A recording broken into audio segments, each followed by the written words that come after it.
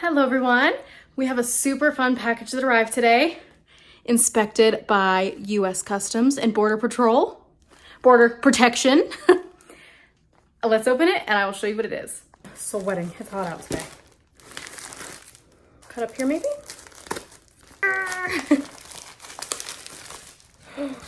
This is nicer than I thought.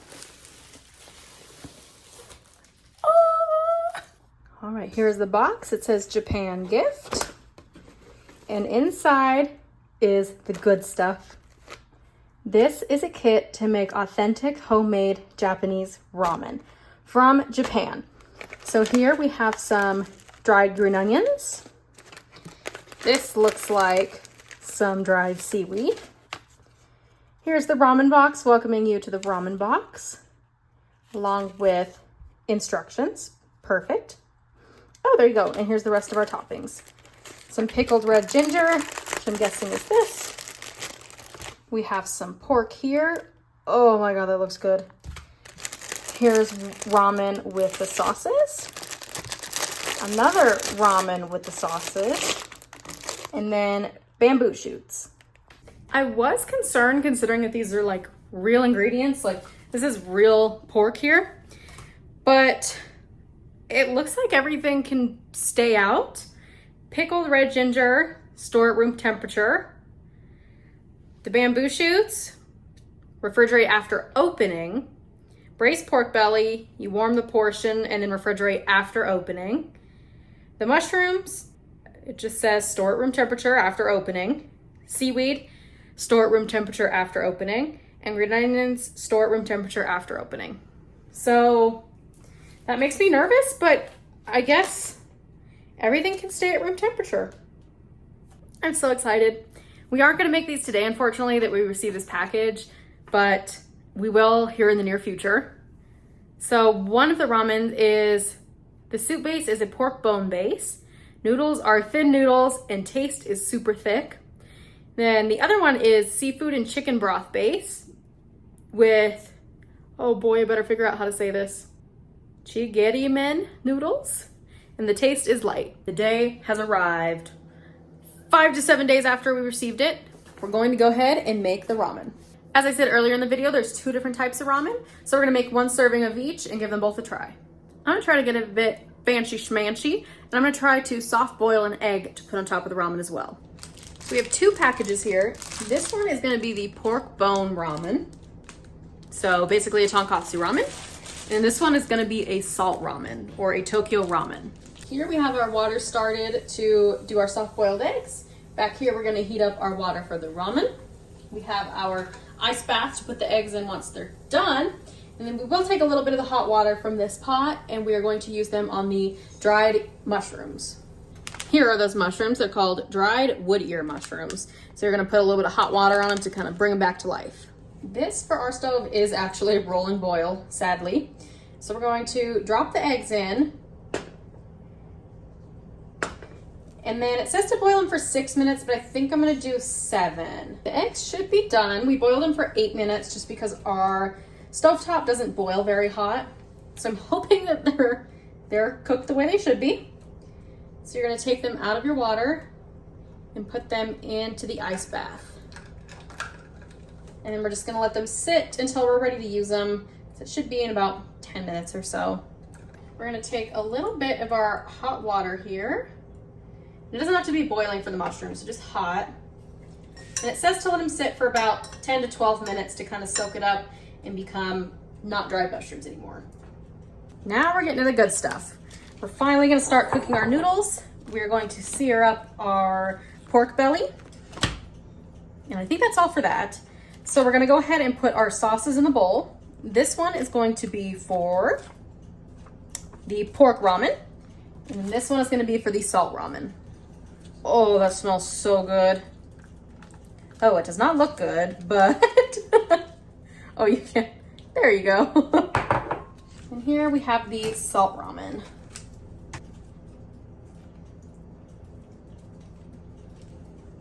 Now that we have our broth bases in the bowls, we're going to take some of our boiling water and add it into the mixture.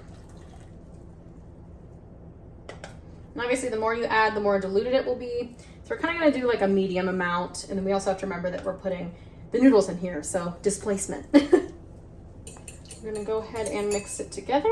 I just did one so far because that's all I had the water for. Now we will go ahead and do the second one. This is the pork base. We're going to cook the noodles next, but while we're waiting for both of the waters to boil, we are going to fry up our pork belly just to get it warm and then get a little bit of sear on each side.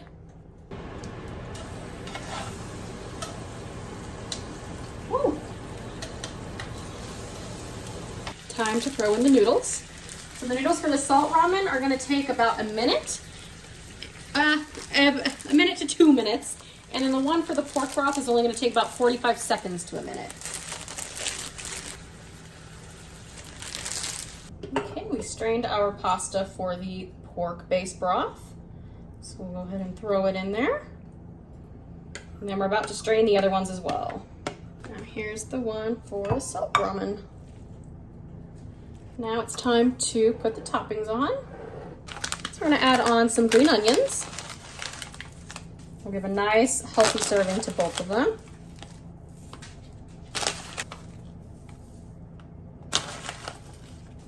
We'll add in a little bit of dried seaweed.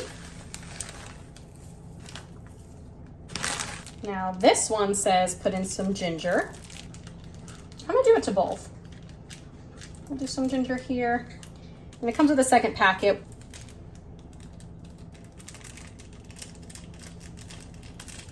Add some of the pork.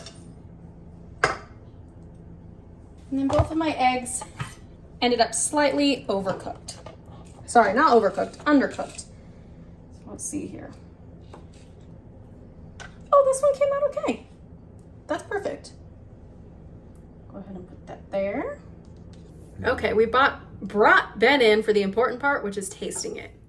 So I say, let's start with this one first. This is the Tokyo Ramen Hirugao. So it's a seafood and chicken broth base. That's pretty good. That's definitely fishy. Uh-oh. If you don't like fish sauce or oil, you'll hate that. Oh no, it's not too bad. I'm not a big fish person, but I'll give it another. It's really hearty. You can taste a lot of, it's like it just feels heavy, meaty. It tastes oceany. Oceany. Yeah. It's got that taste of the sea with it.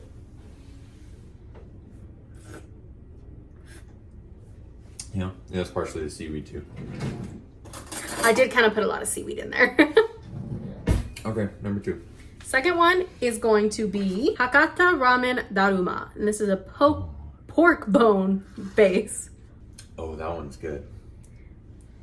That one's definitely better than the other one, but I like them both. I think I'm used to the tonkatsu ramen the most, and so that one is obviously going to be my favorite because it just tastes like what I normally know. So now we're going to try it with the noodles. Yeah? And give it a try with the noodles. That one's good. I think it's might be a little too fishy, I think. Yeah. Just because that fish is a very overpowering. Ooh. But maybe throw some sriracha in there, you know? I had that thought too. Like it could maybe make it a lot better. And I don't think the ocean taste is the seaweed. I think it's fish. Yeah, it's the fish. It's not the seaweed. Yeah. Okay, that's good too. I think I prefer the noodle of the first one though. Mm-hmm. Because it's a little more egg noodly. It's more of your traditional ramen. Yeah. Like even your like Instapack ramen. Where this is like spaghetti in a ramen. So I don't know if that makes sense. Overall, I'd say the pork bone broth one's my favorite. Oh, yeah. I just like, if you don't like fish, that first one's not going to be great. But I probably would use the noodles from the first ramen with the seaweed base, or the seafood base. Try the pork belly too. It's soft. Mm-hmm. Interesting. That's what it's supposed to be. Interesting. Huh. I don't know how I feel about that. We chose to get this box because a YouTuber, Jimmy Kim, tried it and we were like, oh, we gotta try this too. And so I'd say it's $100 and you get 4 servings. So like, that's not the best, but it's not crazy. But it also ships from overseas. And I don't think there was any additional shipping fee on top of it. It was just the $100. Comes from Japan. Yeah, it has to come through U.S. Customs and everything, and they have to inspect what's in it.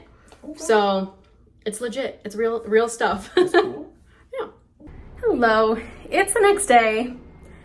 After eating more of the fishy one, this seafood one, it wasn't very good. Our stomachs kind of turned too after we ate some more of both that one and the other one. So I don't know if I'd 100% recommend it. I don't know if it was maybe, you know, it heated and cooled a lot during the shipping process because it does come straight from Japan. The pork, it didn't say to refrigerate it, didn't say to not refrigerate it.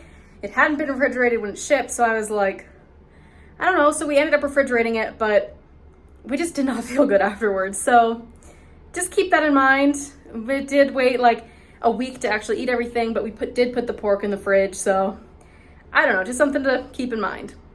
Thank you all for watching this yummy ramen video, and I will see you in the next one.